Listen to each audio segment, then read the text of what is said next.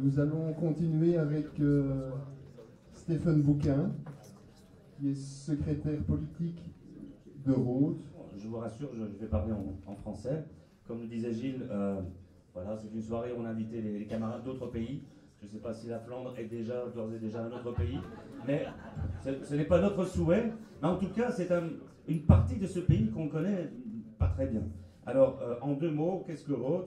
Rhodes est un mouvement politique d'inspiration socialiste, avec une identité politique claire qui est socialiste, et qui a été fondée l'année passée au 1er mai 2011, lorsque l'aile gauche du SPA a décidé d'arrêter les frais, de se dire que bon, ça suffisait, d'attendre qu'on nous écoute, d'attendre que nos propositions en faveur d'un impôt sur les grosses fortunes ou d'un pôle bancaire public, que ces propositions-là soient écoutées, qu'on n'avait pas d'espace à l'intérieur, et comme aussi on le sentait, beaucoup de nos adhérents, beaucoup d'adhérents du SPA avaient déjà abandonné la bataille, étaient déjà sortis de ce parti, on a décidé de continuer le combat d'une autre façon avec un mouvement politique indépendant. On a été rejoint par d'autres organisations, par les organisations de la gauche radicale comme le LSP-PSL, par la LCR flamande qui s'appelle encore SRP, ils n'ont pas changé de nom jusqu'à présent, et par des Rouges Verts, et puis aussi par beaucoup d'inorganisés. Bon. On a les élections communales en Flandre, la situation politique en Flandre n'est pas évidente, mais ce n'est pas parce que la droite représente en gros 80% de l'échiquier politique ou du champ politique qu'il n'y a pas de grève, qu'il n'y a pas de protestation sociale et qu'il y a surtout peu d'attente envers une alternative de gauche. Je pense que cette attente existe, mais qu'il faut effectivement atteindre un seuil critique, percer le mur, pousser les murs. Et donc à Anvers, à Gand, nous présentons des listes, mais nous continuons à plaider pour peut-être un Linksfront, un front de gauche, ou pour en tout cas un cartel, une unité électorale avec le PDB. À cette proposition, y répondre avec une proposition qui consiste à nous demander de venir sur leur liste. Ce qui évidemment n'est pas totalement satisfaisant du point de vue ni à la fois de l'unité ni de l'efficacité d'une telle unité, parce que nous pensons qu'il y a pas mal d'électeurs qui sont déçus par le SPA, qui sont déçus par la gauche, le centre-gauche ou les partis traditionnels, et qui ne sont pas forcément convaincus que le PTB porte une alternative globale, des réponses, et surtout qu'il ait une crédibilité suffisante pour les porter, les réaliser, pour avoir un écho, une audience de masse. Ils sont, hélas, peut-être, mais ils sont encore identifiés à leur passé.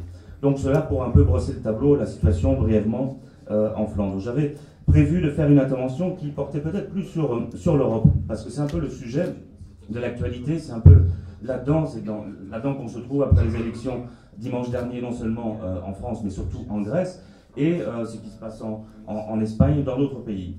Il y a une quinzaine d'années, je donnais pas mal de formations syndicales en Flandre auprès de militants, de délégués de la Centrale Générale, la Centrale des Métallos, et souvent c'était des formations sur l'Europe sociale, sur le Conseil d'entreprise européen, sur la Société anonyme européenne, sur l'euro, et chaque fois j'essayais de convaincre, par tous les moyens, par tous les arguments en tout cas, de convaincre que la belle idée d'une Europe sociale, elle est très difficilement réalisable dans le cadre de l'Europe qui a commencé à se construire à partir de 1991 avec Maastricht, avec les critères de convergence.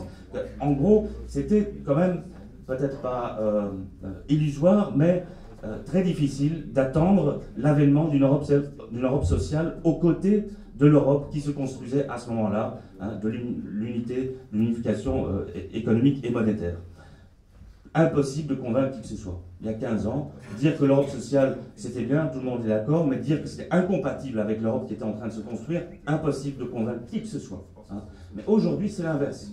Aujourd'hui, lorsque je donne ces mêmes formations syndicales et que je parle de l'Europe sociale, tout le monde va me dire « mais c'est impossible à réaliser dans le cadre de cette Europe-ci ».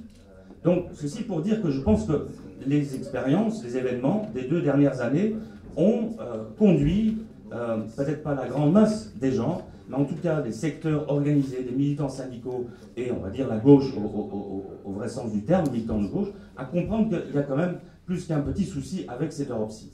Et que cette Europe-ci, elle nous conduit droit dans le mur, et que d'une certaine manière, la crise que nous connaissons aujourd'hui, elle est en partie provoquée, elle est en partie alimentée par l'Europe qui s'est construite. Hein. Alors, donc je crois qu'aujourd'hui, au niveau de...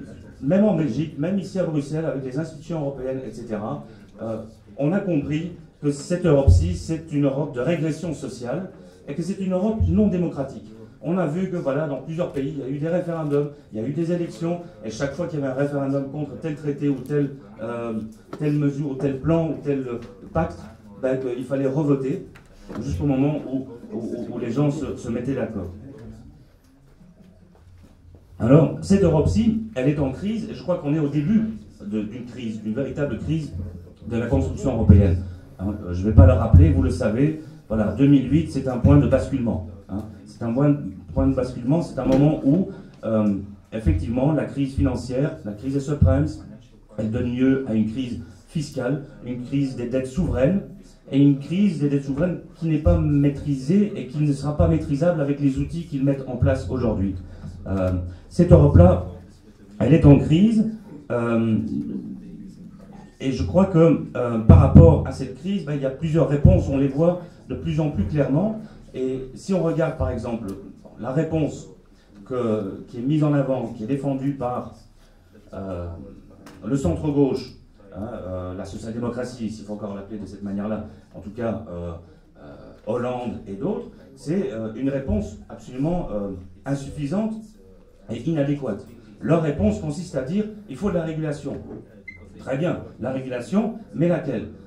Une régulation d'un système financier qu'on ne maîtrise plus, avec des marchés financiers qui sont en train de prendre à la gorge à la fois les pays, les peuples, les États, avec l'Europe qui derrière met encore le contrôle budgétaire, la mise sous tutelle d'une certaine manière des États.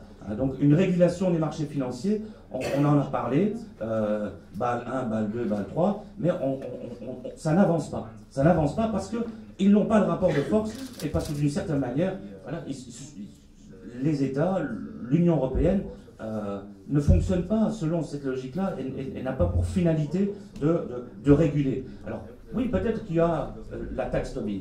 Hein, très bien, ça rapporte 50 milliards par an. 50 milliards par an, c'est peanuts. Lorsqu'on compare ce que cela rapporte sur une base annuelle à ce que le volume total des dettes souveraines ou des dettes liées aux crises bancaires et au fait qu'on a sauvé les banques il y a 3 ans, il y a 4 ans, hein, la dette publique globale de la zone euro, c'est 5 000 milliards d'euros. Hein. Donc 50 milliards d'euros, c'est peanuts. Donc comme réponse, c'est insuffisant. Donc ensuite, il y a l'idée des eurobonds. Les eurobonds, c'est une idée qui semble intéressante parce que ça propose de mutualiser d'une certaine façon la dette, donc de porter la charge de la dette ensemble. Mais là, à nouveau, c'est une fausse belle idée ou une fausse bonne idée parce que personne ne va vouloir l'appliquer dans le camp d'en face. L'élite financière ou l'oligarchie financière, si vous voulez, la Bundesbank, qui est aujourd'hui à peu près la même chose que la Banque Centrale Européenne, ils n'en veulent pas. Ils n'en veulent pas parce que cette mutualisation de la dette, ça signifie d'abord changement de statut, etc. C'est secondaire peut-être, mais ça signifie d'abord que pour les pays qui sont peu ou pas endettés, les taux d'intérêt pour ces pays-là vont monter en flèche. Ils ne sont pas prêts à porter d'une certaine manière la dette des autres. C'est pour cela que Merkel dit on veut bien les eurobonds, mais il faut d'abord passer par 3 ans, 4 ans, 5 ans d'assainissement budgétaire et d'austérité. En croyant que c'est de cette manière-là qu'on trouvera une solution. Donc, ces mesures-là nous conduisent droit dans le mur et la social-démocratie, ou les sociolibéraux, n'ont pas de réponse. N'ont pas de réponse et ne sont pas écoutés.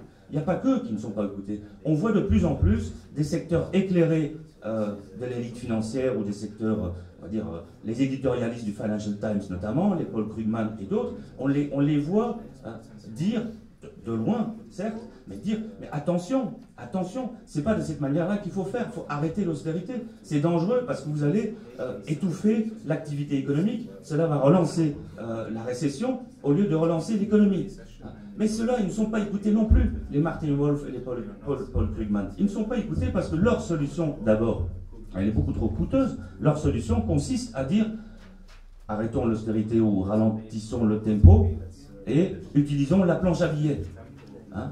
2000 ou 3000 milliards d'euros pour relancer la machine, donc la planche à billets. Et ça signifie une chose, ça signifie l'inflation. L'inflation, on le sait, ce que ça signifie pour les classes laborieuses, pour la classe ouvrière, c'est la paupérisation. Mais ça signifie d'une certaine manière aussi la paupérisation pour une fraction, pour le capital. Parce que pour eux, vu qu'un quart des placements sont faits en euros et que à peu près autant des transactions financières mondiales sont libellées en euros aussi, une inflation de 7 ou de 8 ou de 10%, ils peuvent pas, ils ne veulent pas l'assumer. Et donc, ils continuent sur la même route, une route qui nous conduit droit dans le mur. Alors pour conclure, parce que 2 minutes, pourtant j'essaie de parler vite. Donc, voilà. Je pense qu'on est au seuil d'une situation, on ne s'y attendait peut-être pas, nous militants, progressistes de gauche, etc., mais on est au seuil d'une situation où on peut connaître des insurrections, on peut connaître des révoltes, on peut connaître aussi des poussées de fièvre identitaire, d'extrême droite, autoritaire, de soutien à des régimes forts comme par exemple en Hongrie. On peut connaître ça dans d'autres pays, y compris en Europe occidentale. On est donc dans une période de turbulence et de crise, et je ne pense pas que les institutions existantes vont répondre à cela, vont être en mesure de juguler et de maintenir la situation comme il faudrait pour répondre aux intérêts de l'élite ou de l'oligarchie financière. Et donc, face à cela, je crois qu'aujourd'hui, en tant que militant de gauche, organisé, inorganisé, on fait face à des tâches quelque part historiques. C'est un peu pompeux de dire ça, mais il y a 20 ans, l'autre qui disait que c'était la fin de l'histoire. Ben, aujourd'hui, il faut prendre conscience que c'est la fin de l'histoire. Aujourd'hui, l'histoire va s'accélérer, et que ce qu'on a connu en Grèce dimanche dernier, avec une poussée électorale de Syriza, va advenir aussi dans d'autres pays, et possible dans d'autres pays. Et donc, si on veut éviter le cauchemar de Darwin, je fais référence à un documentaire d'il y a quelques années qui montre vraiment ce qu'est la barbarie, si on veut éviter le scénario d'une barbarie rampante en Europe, une situation, un cauchemar où la société se défait, les solidarités seront encore présentes, mais exclusives, c'est-à-dire ethniques, communautaires ou identitaires, mais où surtout la violence sociale et économique va s'étendre, pénétrer toutes les sphères de la vie sociale, la vie privée du quartier. Eh bien, si on veut éviter ce cauchemar-là, il va falloir se mettre en ordre de bataille et rapidement. Et j'entends par là qu'on doit rattraper un retard, qu'il est urgent qu'une gauche européenne, digne de ce nom, se forme et par-delà les frontières partisanes. De ce point de vue-là, je pense que le Front de gauche et Syriza et Izquierda Unida, à sa manière auparavant, montrent la voie, tant sur le plan de la méthode que sur le plan du contenu.